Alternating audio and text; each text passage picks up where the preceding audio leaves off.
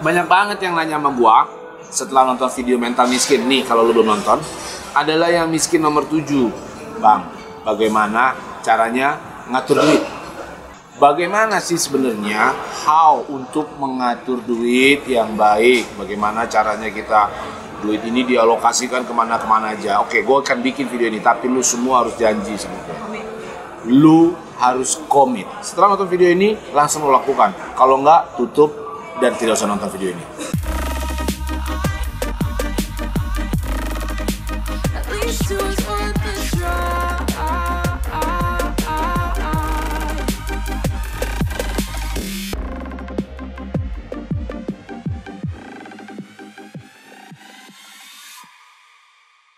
Halo bos, jadi ini gue sekarang sama Erlina, dia perencana keuangan. Gue mau nanya sama dia bagaimana caranya, ada rahasianya, tips-tipsnya supaya kita semua bisa mengatur duit kita, supaya uang kita tuh teratur arahnya mau kemana, nabungnya berapa, gaya hidup mesti bagaimana. Halo Erlina. Halo. Jadi Bicara banyak yang nanya duit. ngatur duit.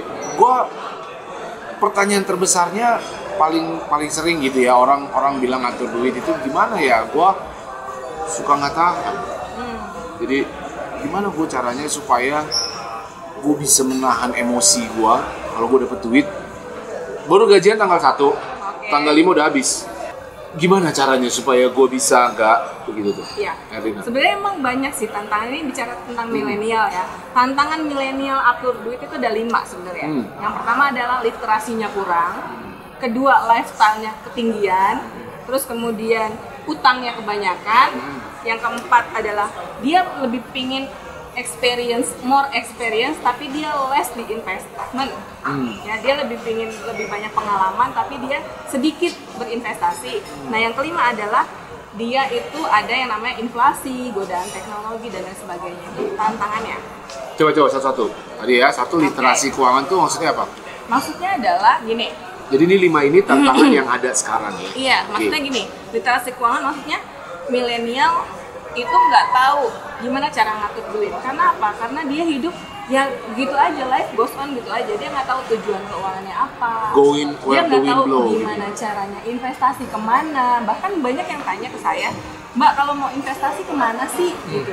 Oke, berarti nomor 1 tuh artinya literasi dia nggak ngerti. Nggak tahu mesti apa aja, mesti ngapain. Oke, lalu yang kedua tadi? Yang kedua adalah lifestyle. Ini bokis nih. Iya. Banyak milenial yang mungkin lifestyle-nya atau gaya hidupnya itu sebenarnya sederhana. Tapi begitu jalan, begitu di lingkungan kantornya atau lingkungan dia pertemanan, teman-temannya ngajak ke gaya hidup yang konsumtif misalnya gitu kan. Mau ngopi daripada ngocok sendiri begini. Daripada ngocok sendiri mendingan beli coffee shop atau apa 15.000. Yang malah justru membuat dia lebih konsumtif. Itu yang kedua ya. Yang ketiga adalah utang. Kebanyakan milenial terjebak yang namanya pinjaman online, utang online atau kartu kredit. Biasanya kan dia minjem itu kan karena lifestyle. Karena mungkin pendapatannya nggak cukup untuk memenuhi lifestyle, tapi gaya hidupnya ketinggian, akhirnya larinya ke utang. Ya. Terus yang keempat adalah milenial sekarang ini lebih banyak memilih untuk mendapatkan pengalaman lebih ketimbang membeli investasi yang lebih banyak. Maksudnya gue lebih baik jalan-jalan dong daripada gue mesti invest tiap bulan 500.000. Yang kelima adalah inflasi dan teknologi. Itu megang peranan banget karena inflasi kan atau ancaman resesi saat ini, resesi ekonomi itu mau nggak mau pengaruhin banget milenial untuk lebih tertantang mengelola keuangan lebih baik lagi. Itu 5 tantangan ini. Iya. Nah, tapi kan juga ada yang paling sering adalah juga bertanya, gua tuh kalau jadi pegawai atau gua penghasilan ya kan, gue pengen one day gitu ya, misalnya gue sekarang gue lagi kerja di kantor, gaji gue cuma 6 juta, 7 juta, 8 juta, tapi gue bermimpi gue bermimpi one day gue akan jadi entrepreneur. Mungkin nggak sih menurut lo? Itu dulu mungkin aja. Itu sangat mungkin, dan itu bisa di ini dari saat ini gitu, bisa dipersiapkan. Dengan cara apa? Dengan cara mengatur uang. Ini dia rahasianya. 5 langkah mengatur uang ini rahasianya ya. Supaya nanti seseorang yang karyawan bisa mempersiapkan diri seandainya dia mau pensiun di usia muda dan menjadi entrepreneur. Nah, lo mau ngasih 5 tips nih ada ya? Ada 5 cara atur uang. Gaji gue cuma 7 juta bisa? Bisa.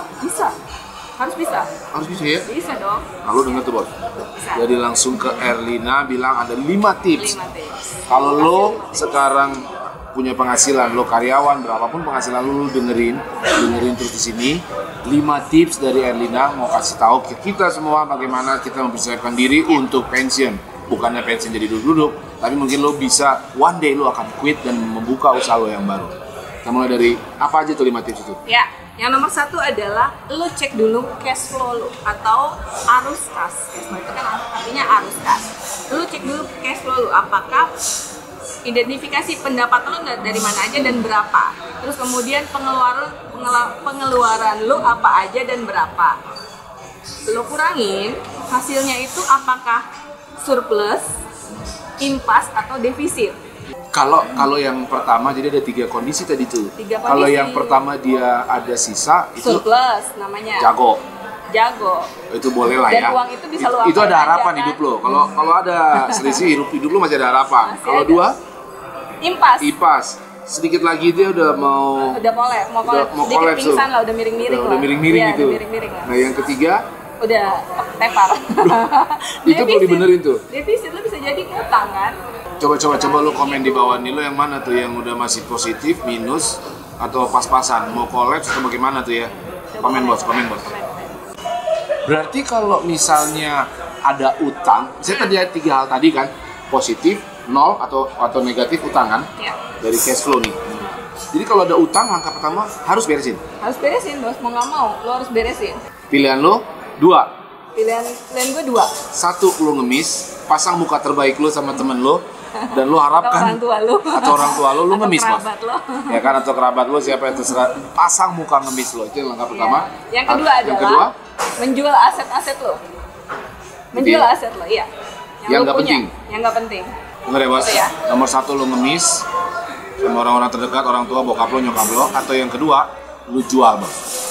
Kalau lo belum mau jual barang yang nggak penting itu, lo tutup video ini dan jangan lanjut ke posisi yang lain. Karena nggak mungkin hidup lo bos. Bereskan utang lo sekarang. Yang setuju mau beresin utang, yang bertekad beresin utang, komen di bawah. Gue mau beresin utang gue bos. Gitu kali ya. Tadi langkah 1 bro. Langkah selanjutnya. Langkah kedua adalah setelah lo udah ketahui cash flow lo, nah sekarang lo atur nih. Cara ngaturnya adalah membuat alokasi lo. Alokasi terhadap pengeluaran lo. Jadi maksudnya alokasi adalah pengeluaran lo list apa aja, nanti lo daftar apa aja pengeluaran, nanti lo kelompok-kelompokin. Nah, alokasi itu adalah memberi persentase kepada kelompok-kelompok pengeluaran lo itu. Jadi kan ada yang namanya pengeluaran, kan ada yang namanya pengeluaran rutin lo untuk kehidupan sehari-hari kan. Terus kemudian untuk personal atau kebutuhan lo pribadi, untuk lifestyle, untuk apa gitu. Terus kemudian untuk investasi, jangan lupa. Kalau lo punya utang, ini untuk bayar utang lo ya. Terus ada lagi yang namanya dana darurat, itu penting banget. Lalu ada rumusan nggak lo? Ada. Untuk berapa persen kemana? Ibaratnya pendapatan kita nih, bayangin aja kayak donat gitu lah ya Bos ya. Nanti lo potong-potong tuh donat. Nah, buat kebutuhan rutin biasanya di angka 50-45%. Oke. Setelah kebutuhan rutin lo terpenuhi, itu kan tinggal 50% ya lagi. Nah, sisanya lo bagi-bagi lagi bos. Pertama untuk investasi 20%. Terus kemudian untuk kebutuhan misalnya personal atau untuk misalnya gaya hidup lo 10% udah oke. Terus kemudian masih ada 20% kan? Gaya hidup 10% lo bikin? Iya. Karena mungkin kalau misalnya lo punya utang, lo harus penuhin itu utang di persentase 10-20% kan? Kecuali lo nggak ada utang, lo bisa naikin sedikit gaya hidup lo. Gitu. Sisanya adalah dana darurat. Berapa persen tuh? 10%. Oke. Berarti dari itu rumusan lo ya? Iya, kayak gitu. Investasi sama utang lu bisa otak-atik deh. Kalau lu nggak punya utang, investasi lu tinggiin. Kalau lu masih punya utang, investasi bisa lu turunin lagi. Baru sisanya dana darurat. 10%. Jadi artinya di situ gue cuma boleh ngutang 20% dari pengeluaran. Iya. Kalau kalau punya utang. Gitu ya. Berarti kalau gaji gue 5 juta, gue cuma boleh ngutang 1 juta maksimum. 1 juta. Dan itu lo harus lunasin tiap bulan. Berarti boleh dong kalau misalnya gue beli barang yang gue suka terus gue ngutang 1 juta tapi. Tapi jangan over budget. Maksudnya jangan lebih dari 20%. Iya. Jangan lebih Nah dari terus itu. tadi kalau misalnya gue mau jadi entrepreneur, nabungnya? Nabungnya di sini di investasi dan dana darurat. Entrepreneur itu yang harus dikuatin adalah dana darurat. Karena lu nggak mau kan selamanya lu mantap makan tabungan, ya kan? Iya. Lu bukan jadi entrepreneur kan setahun lu harus jago-jago kan. Kalau orang nanya sama gue, Bang, Iya, hal apa yang paling penting mau jadi entrepreneur? Gue bilang, lu harus kuat nyelam. Tahan napas. Bener nggak? Karena lu entrepreneur, lu nggak mungkin 1 bulan, 2 bulan, atau setahun lu kira langsung dapat untung. Enggak sih. Pasti. Nah, jadi lu harus 2 tahun. Lu harus punya tabungan. sacrifice, ya. Sacrifice bahkan bisa berdarah-darah lu di situ. Berarti kalau mau jadi entrepreneur, tabunglah lebih banyak Dana gitu ya. darurat harus lu banyakin. Kalau perlu yang ngutang buat biasanya nih, lifestyle nggak kalau usah gitu. single, dana darurat itu adalah 3 kali pengeluaran lu sebulan. Itu untuk single. Untuk yang udah berkeluarga, dana darurat lu adalah seharusnya 6 kali dari pengeluaran bulanan lu. Tapi kalau untuk yang namanya entrepreneur atau pebisnis, itu bisa jadi lebih loh, Bos. Bisa lebih dari 6, bisa 12 kali. Dana darurat yang harus lo milikin. 6 apa tuh 6%? 6 kali pengeluaran bulanan. 6 kali, bukan 6%. 6 kali. Misalnya pengeluaran bulanan lu berapa? 5 juta. 2,5 tadi kan 50%. Enggak, ya 5 juta dong ke total pengeluaran kan. 5 juta. Ya berarti 12 kali 5 juta. 60 Yang juta. harus lu punya, iya.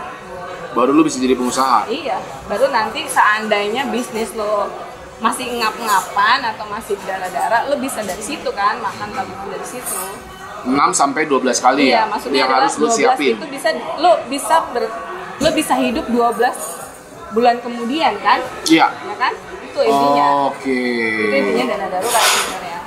Lanjut, yang ketiga. Oh, yang ketiga. Oke. Tadi kan udah itu ya. Yang ketiga adalah lo bikin pos-pos yang tadi tuh udah dipersentasein, lo bikin ke rekening-rekening atau ke pos-pos yang terpisah. Lo pisahin.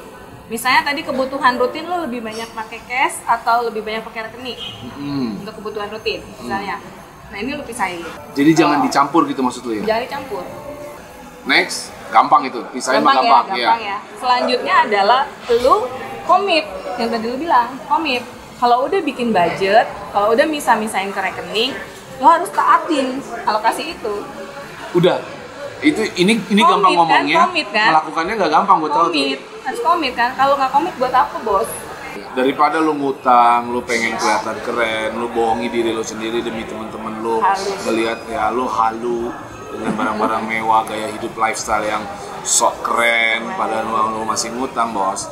Menurut gua mendingan lu komit dari sekarang. Ayo, lu masih muda, kita bangun yang lebih bagus lah ya, gila. Lu komit dari sekarang, lu akan terbiasa dengan gaya hidup seperti itu gitu. Iya, betul. Banyakin cari duit lah daripada banyakin gaya-gayaan. Gaya-gayaan. Jadi nomor 4 komit.